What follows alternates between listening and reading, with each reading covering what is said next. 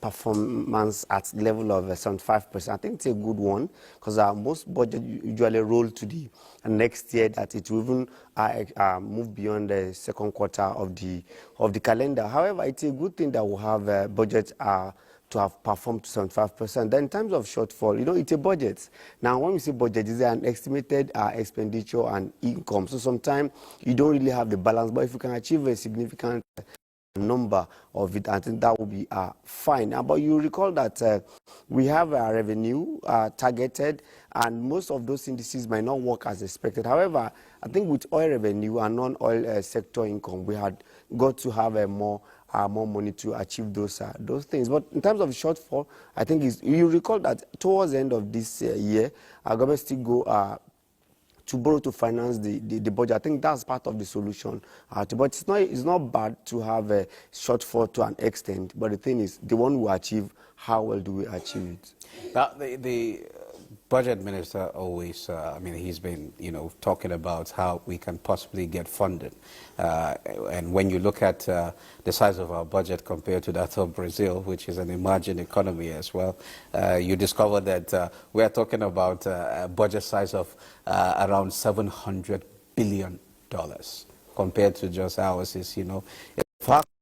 So how do you think we can really take advantage of our revenue base as well as key into the issue of, because he talked about the issue of credit ratings. How do we improve our credit ratings so that we can access more money so that we can do more developmental projects? Right. Well, for me, I think I don't expect Nigeria to do less than 100 million budget in 2025. I wonder when I saw the budget, because if you compare it to in dollars to what we had last time, you discover that the 2024 budget is far, far more than 2025 budget. Because if you look at even South Africa, don't even go outside Africa. See, most of the economy that are level, Egypt, South Africa, see that they are doing better in terms of budget. Then we must make sure that we get more revenue to actually finance this budget, because this budget cannot really move us from where we are to a development.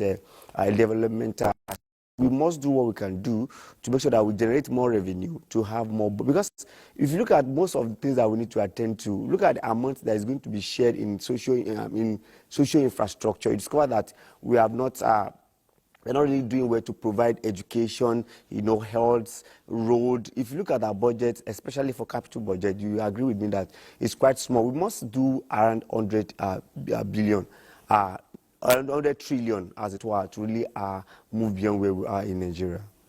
Okay, do you see the finance bill, the much anticipated and talk about finance, like the tax reform that we are seeing, do you see it somehow addressing some of this issue of revenue? Right, if you ask me, I think the most good thing that is happening to Nigeria in this Fourth Republic should be the tax reform bill, because, it highlights a lot of things. People are just looking at one side and looking about three other parts. It talks about revenue generation, not only revenue generation, to also block the loophole that does not allow us to get more revenue. It to be digitalized, and the way they will collect the revenue, you will stop seeing people using a stick to block the road for Nigerians, whereby we'll get all this, because most of those money are not even going to the government coffers. So I think the tax bill is a very good one to happen to Nigeria. However, any gray area should be settled through political economy, as it were. At 85% expenditure performance, we're talking about around 21.60 trillion naira. What areas of spending do you think were properly, or do you, based on your assessment, you feel that were properly prioritized and were this effective in achieving the budget's goals? Right. I think our security and defense, or defense and security rather, it's major critical area. I think it was rightly prioritized in terms of the budget, and we could see the result, because before now, in fact, especially for FCT, you see that there is always challenges and other places, but now it's getting reduced. I think it's a good area to prioritize. But another area that I was thinking would have done better is the area of CNG, whereby Nigeria is trying to move to CNG, but the availability of the cascade, the availability of the CNG filling stations, it's becoming a problem. So I think that's the area I think has more challenge in 2024 that we need to do, because most people that are converted their cars spend 2-3 hours to get the CNG, which is a serious problem. So I think that area we are not doing well there. But in terms of other area, I think it's really meet up what was expected. Well, should we be concerned that the 2024 budget is running into 2025, which is somehow is breaking somehow the budget cycle? Should we be concerned? I think it is serious concern, and we are trying to, what other presidents have tried to really maintain, especially President Muhammadu Buhari. Over time, he has made sure that we maintain the budget cycle. But as it were now, it is definitely sure that this one is going to move to 2025, which is not a good one. And I'm thinking it shouldn't happen like that, because if it's because of tax bill, there's a way we can do it, that we can manage it later. But it's not a good one. But I hope the National Assembly will do more to quickly pass it in January. Okay, what lessons can be drawn from the 2024 budget performance to inform the 2025 fiscal plan? I think 2024 budget really had its own challenge in terms of maybe revenue to an extent, especially the forex problem.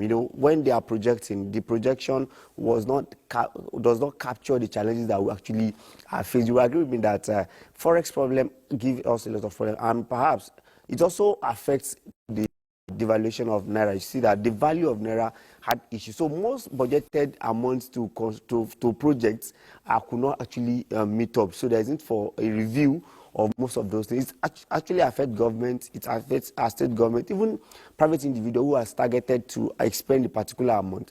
By now, it has actually moved ahead because of the forex problem.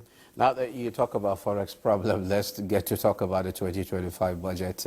With the key assumptions we've seen, Naira is supposed to somehow decline to 1,500 Naira in 2025. That's based on the assumption of the 2025 budget.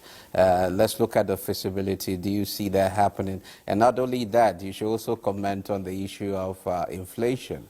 We are talking about from more than 30% now to 15%. How feasible are these key assumptions? Right. Well, it's an assumption, but over ambitious, if you ask me, in some of it. But for forex, I think we have been putting a lot of things into place. Remember, Nigerians have go to Eurobond. Nigeria tried to increase our foreign reserve and try to make sure that the supply side is better. I think that's on the premise that the federal government or the designer of the budget are thinking that by the time those things come into fruition, it will help to reduce the challenges of forex. That's a good ambition. But for another good one that we are also saying is that if you look at the budget, we are also looking at the per barrel petroleum oil that we're going to do. I think they are actually doing well in that area, because if you see that we are on up trajectory, which is a good one. So for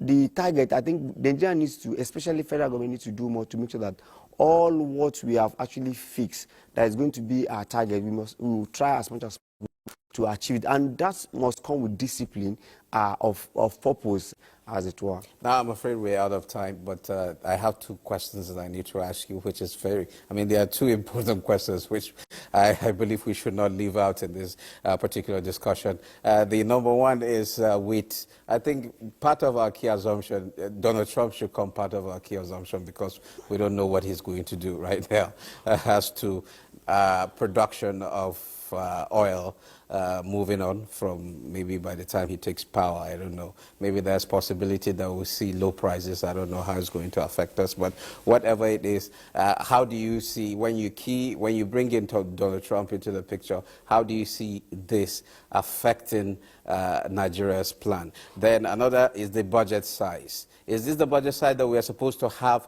to achieve the $1 trillion economy? Right. I think for Donald Trump, Donald Trump a little effect on OPEC.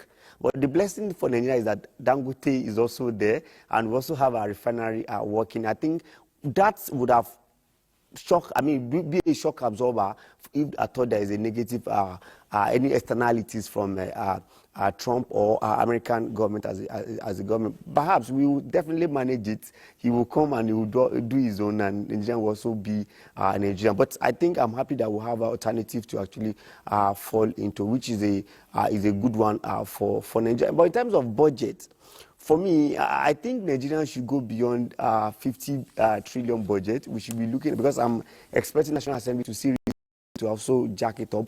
But I'm thinking we should be doing about 100 trillion budget. That's what we should be doing by now to move beyond where we are as a country. Thank you. I'll leave it there. It's been a pleasure having you in the program.